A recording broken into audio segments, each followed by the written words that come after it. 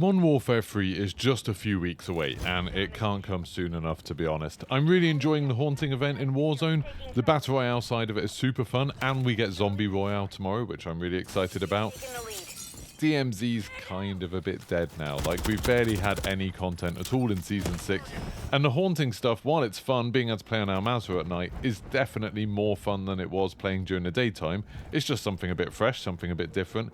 It's not enough, I don't think. I think DMZ's basically done. I think they've just stopped making exclusive DMZ content, and they've moved on. And it really shows. Like, when you go into games, I've been playing all morning, and I've been in lobbies that are basically empty. There's hardly any players. The players that are there are generally just doing a bit of PvP and then quitting immediately, I guess partly because of the assimilation thing. So lobbies get really quiet really, really fast. It's just been a little bit tedious. So I'm looking forward to the Modern Warfare 3 launch, and obviously we've got it in a bit of a strange order like we did last year, where we get campaign for a week, and then we'll have multiplayer and Modern Warfare Zombies, which I'm super excited about, and then we'll get all of the stuff coming to Warzone a little bit later, I guess at the beginning of December probably. Some people seem to know a date for that, but I haven't seen an official date anywhere, so I'm assuming sometime at the beginning of December. Someone in my stream the other day was asking what I thought of the Modern Warfare 3 multiplayer. Now we've had the beta, and obviously I got a bit of time to play it at COD NEXT, and I realised I haven't really made a video just summing up my impressions of that. I'm not really a multiplayer guy. I don't play loads of it. Obviously I used to when that was like the main thing in Call of Duty, but since Blackout and then Warzone came out, I've kind of switched to playing other modes a lot more. But I did have a lot of fun with the beta, and there's some things that I didn't really like about it. So in this video, I'm going to go through all the pros and cons from the Modern Warfare 3 multiplayer, all my impressions of it so far. If you enjoyed the video, don't forget to like, and let me know in the comments what you thought of it. What did you like? What didn't you like about it? And I'm sure some people would disagree with the things I'm saying, so do that in the comments too. Right, let's get started. Firstly, let's talk about the positives, the things that I really liked in Modern Warfare 3 multiplayer, and the things that I kind of miss a little bit, to be honest, now I've gone back to Modern Warfare 2. First of all, the movement, and I am kind of surprised to be saying that the movement is a positive. I was going into it a little bit annoyed that they're bringing slide cancelling back. I kind of expected them to bring back bunny hopping and drop shotting and all of that kind of thing, just because people have been saying, you know, oh, COD's back, we've got the movement back and everything, and I always used to find that kind of stuff a little bit annoying. And I've said why a few times. Basically, it comes down to accessibility, and I know lots of people are like, oh, they shouldn't make the game for casuals. I disagree. They should definitely make the game for normal people.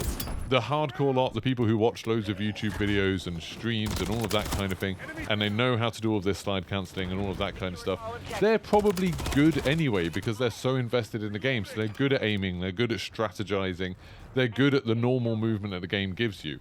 All of the things like slide cancelling, to me, are just glitches. You know, they're just animation glitches, or exploits at least, that people can take advantage of. And because the game doesn't teach it to you, you know, if you're just playing the game normally and you're not aware of the sort of all the online stuff for Call of Duty, then you're not going to be aware of all of that stuff. And so it creates this kind of artificial skill gap where the people who know about it can do it because it's really easy to do, and the people who don't know about it will just get destroyed by them because they can't move as fast, so they're not as good at breaking the camera, etc, etc.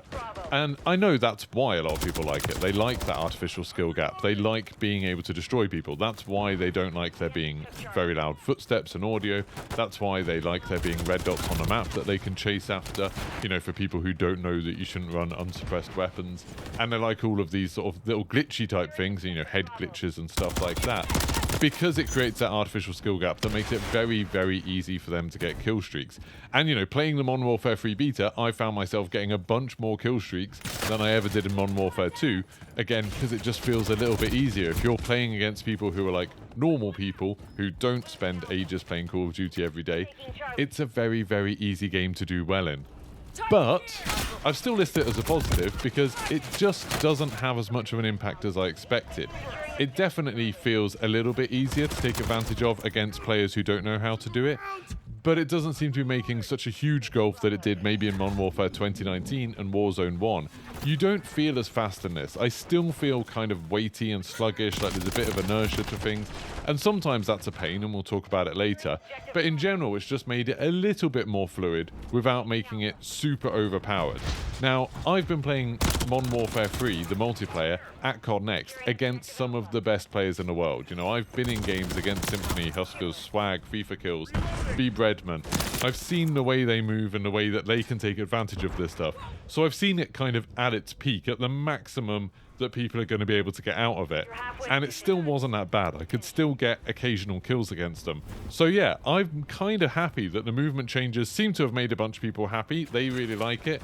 I'm finding it a little bit more fluid, but it doesn't seem different enough to have like a huge negative impact on the game. So that seems like a win. Now, my second positive are the kill streaks. Now, I know we don't have all of the kill streaks in the beta and we didn't see them at COD NEXT. It definitely seems like we've got a limited number. Like, there's definitely going to be that thing that's a bit like a Wheelson that apparently, you know, drives around automatically and will get stuff done. I don't think it's remote control this time. They talked about it at COD NEXT like it was an extra teammate. But not having constant mortars going off makes such a difference to the game. I played a little bit of Modern Warfare 2 multiplayer today and was reminded just how annoying it is having those mortars all the time. It covers up audio. It's a constant annoyance. You know, if you're in the area, even if the mortars don't kill you that often, they still mess up your screen and stuff. It's just really annoying. And Vanguard had it even worse. You know, Vanguard, the mortar spam was super irritating and all the napalm and stuff. In Modern Warfare 3 so far, we haven't had a kill streak like that. So you have the SAE still, but that's a very quick, sudden strike. You don't seem to have anything that's just kind of going on for a long time. And I really like that. I'd really like it if kill streaks were a little bit more sudden, or did things to help the player, you know, like the Juggernaut suit. I think that's pretty cool too. Another thing that was missing from the beta, and I kind of hope is missing from the full game, is mines. Just there not being loads of claymores and bouncing Bettys, I think was really good.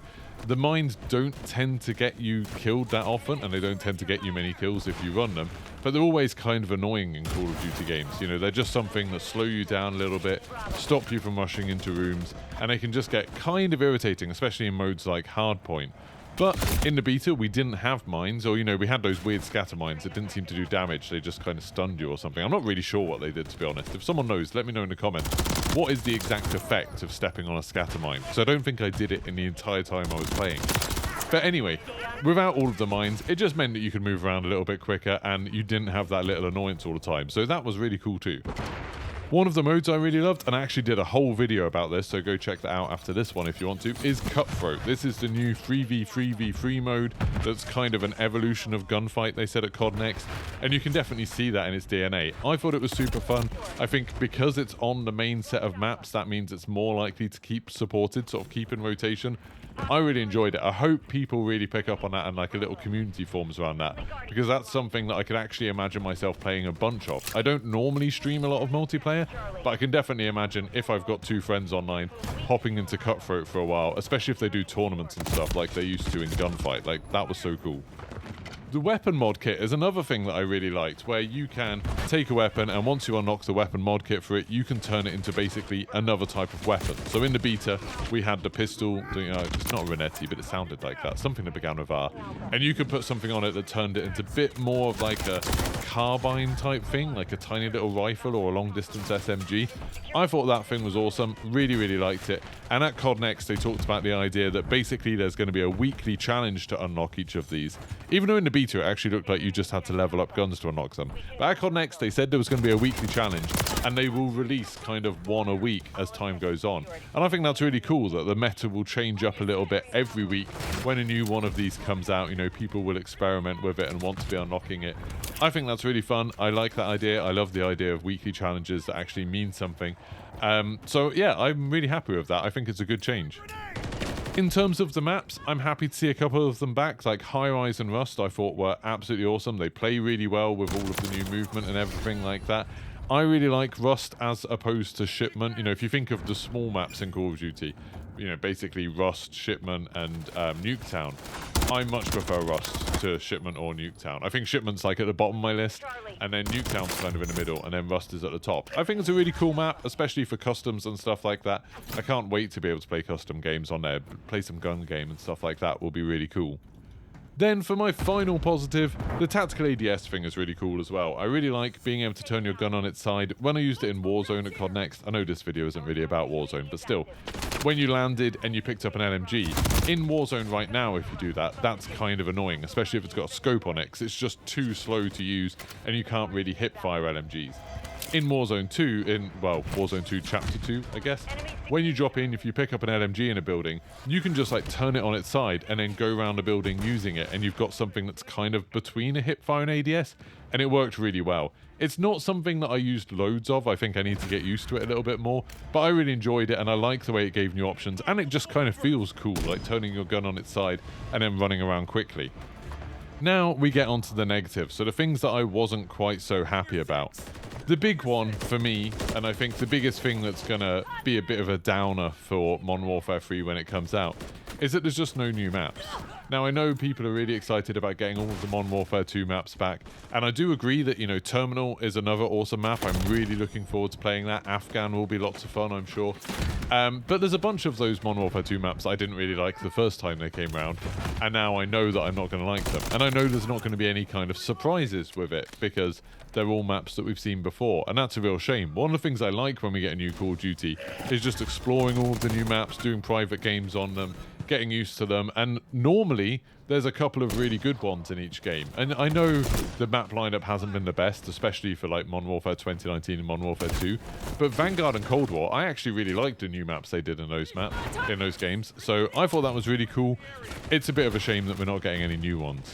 I mean, we will in Season 1, I'm guessing we'll get the first set of new maps. They normally do like 3 maps per season, don't they? So hopefully we'll get some new ones before long. Speaking of the maps, my second con is just that some of the maps feel a bit dated and weird with the vertical movement. Estate is definitely guilty of this, but I'd say Skid Row as well, where there's plenty of times where it looks like you should be able to climb on things, but because the map wasn't designed that way, they've just blocked it off with invisible walls.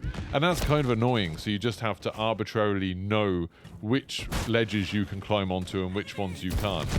They've done some good work to try and make it all work with the Mantling, but I don't think it's quite there yet. And plenty of the maps just feel really old. Like, there's loads of the maps that have rooms with just one entrance in them. You know, places that are just complete dead ends. Favela's quite guilty of that, where some of the rooms just feel like they have a really weird layout and they don't have a great flow to them. It works a little bit better in Cutthroat, where you've got 3 teams instead, and I think that leads to some interesting things. But when you've just got 2 teams, I don't know, I feel like I'm used to all of the rooms in the maps being able to flow you, being able to go in and out of them through different entrances and exits. And that seems to be missing a little bit in this. The next con is about the guns, and more importantly, the Modern Warfare 2 guns. They've made a big deal of all the Modern Warfare 2 guns are porting over, I guess partly because people were so unhappy that in the last few games you would buy blueprints and camos and skins and stuff like that, and then you couldn't use them in the next game. They've changed it, so they said, yep, you can use everything, and that means they've brought over every gun from Modern Warfare 2, and that's just going to be a balanced nightmare. A lot of the new guns in Modern Warfare 3 I had a good time with. I thought they were a lot of fun. But the idea of there being all of the Modern Warfare 2 guns, and I've said before, I think there's too many guns in the game. They don't really have like their own personality, a lot of them. They don't have their own characteristics. So many of them are just like 0 recoil, long-range assault rifles or SMGs that are basically good in every situation. And now we're just going to be adding a load more on top of that. I'm also not sure how it's going to work with tuning, because at least in the beta we couldn't tune weapons, but the Modern Warfare 2 guns are designed around you being able to tune stuff. I don't know what they're going to do about this. I feel like we're going to end up in a situation like we did at the end of Warzone 1, where there were so many guns, there was always something that was hilariously overpowered. The next one is one I got a little bit of flack for on Twitter. I think unfairly. I think it was a load of nonsense. But I complained about the fact that the covert sneakers make you completely silent. Now, I've been killed by people using them, and I've killed a bunch of people using them, because it's so easy to. If you know someone is expecting you to be in one place, you can flank completely silently, and obviously you can have other perks and things set up, so you definitely don't show up on a minimap or anything like that. So that person, unless they're constantly doing like a 360-degree sweep, they don't know where you've gone, and it's very, very easy to get behind people and kill them. Now, in massive respawn matches, which I think a lot of people play mostly, you know, team deathmatch and stuff, it's probably not that important because the spawns are all over the place, so people are spawning behind you anyway. But in a game like Cutthroat, I think that is quite important, being able to track where people are and being able to sort of like work out where people are and making it so it's a challenge to get around someone. Like at the moment, it's so easy to flank people, it's ridiculous. Now I think what I said in the tweet, which caught a lot of flack, was that it was weird that it didn't have any counter. You know, the bone conductive headset feels like it should counter it. And loads of people were like, you know, including someone who retweeted, well, they didn't even retweet it, they just tweeted a picture of my tweet, and they were like, oh, look at them crying, look at these casuals crying over this. And then they said, oh yeah, and the bone conductive thing is a bug, so it will get fixed, and that's fine. So it's like, they were happy with the solution that I suggested, which is, it should just have a counter. It should be that you can equip a perk that stops people being able to flank you super easily without you being able to hear them. I completely disagree with all the people who are like, oh, like, listening to people isn't a skill, but they think chasing after red dots on a minimap is. It just seems very silly to me. But anyway, I know, going back to what I said earlier, it's all about people wanting to be able to get super easy kills without having to actually fight someone. They just want to be able to get around behind people, use their map knowledge and stuff like that to be able to take people out easily without having to fight them. And that's what it does at the moment. It's just like, it's one of those things where when you kill someone with it, it can feel kind of fun. But when you get killed by someone who's using it, it just feels like, oh, well, what was I meant to do there? I had absolutely no indication that they were there behind me or coming up the side of me or stuff like that. Hopefully that will be fixed in the main game though. The next thing are the graphics, particularly in Ground War. Like, the multiplayer graphics are fine. I played a little bit of the Modern Warfare 2 multiplayer today, like I said, and I was thinking, do these maps actually look a little bit better than the Modern Warfare 3 maps? Like, it seems like the graphics have had some sort of slight downgrade. Maybe that was just a beta build. Maybe it's going to get better on launch. I've got no idea. I can't remember what the Modern Warfare 2 beta looked like. I seem to remember it looking pretty good once you turn sharpening on and everything. But I don't know. I remember at COD NEXT, Warzone looked pretty good. But yeah, for whatever reason, Ground War in particular on Modern Warfare 3 in the beta looked really bad. Like, the map just looked really bad. The textures looked bad. The colors and everything. It just didn't sort of gel well together. And I've got no idea what was going on. Hopefully that was just a technical issue and it'll get fixed. But yeah, the game doesn't look great right now. Another problem I had, and again this might be something that they fixed before launch, is that when the enemy team have a UAV up, it seems super hard to notice. I don't know if it's just me, but I didn't hear the sort of voice call out saying that there was a UAV up. I guess on the screen maybe it shows up in the top right, but normally your eyes are kind of on the center of the screen or the top left where the minimap is, because you know you need to chase red dots in this game. And so it meant that a lot of the time I think enemies had UAVs up and I wasn't aware of that, which in some game modes that can be quite a big deal. Like, that's quite irritating. It'd be nice if we got the voice line back that was very loud saying, you know, enemy UAV in the air or something like that. Then my final issue was to do with the movement, and I alluded to this earlier, that there are a lot of mantling issues in this. There's plenty of places where there's like a hole in the wall. I know on one of the maps there was like a hole in the wall that was just like a hole in the bricks, literally. And if you tried to jump through it, a lot of the time you just get stuck on the outside of it. And I had that a lot with windows and things like that. And sometimes where there were like kind of spiral stairs or, you know, stairs that went round in a square. On the corner of stairs, I'd often get caught rather than just like hopping over them. And that was really annoying. That might be something that I can change in the options. Maybe there's some setting I've got wrong. But it was really irritating that it just felt when I was moving around, there wasn't a lot of flow to it. It wasn't as smooth as I'd like it to be, because I was just getting like snagged on really annoying things. Obviously, over time, you get better at it, you learn routes and things like that, and everything gets a little bit smoother. But right now, it doesn't have the fluidity of even, I would say, Modern Warfare 2019, but definitely not of the older games, where you could like get around the map super easy. And I guess because there were less options for mantling and stuff like that, it meant that they didn't have as many things that could catch you out. I'm still longing for a developer to make a game that feels as good as Titanfall 2. Like, the movement in Titanfall is so good, and it's crazy that no other studio has managed to match that fluidity. Like, in that game, I can't remember ever getting stuck on the outside of a window or something. It just always seemed to know what you were trying to do and help you do it, and it was just absolutely incredible. And you had so many options for movement in that game, and it was so fast. I've got no idea how they managed to do it, but I wish other games would copy it. Anyway, that's it. So let me know in the comments your thoughts on the multiplayer. What did you think of it? What did you think of the beta and what you saw at COD NEXT? And if you enjoyed this video, don't forget to like and subscribe, and I'll see you for the next one. Goodbye.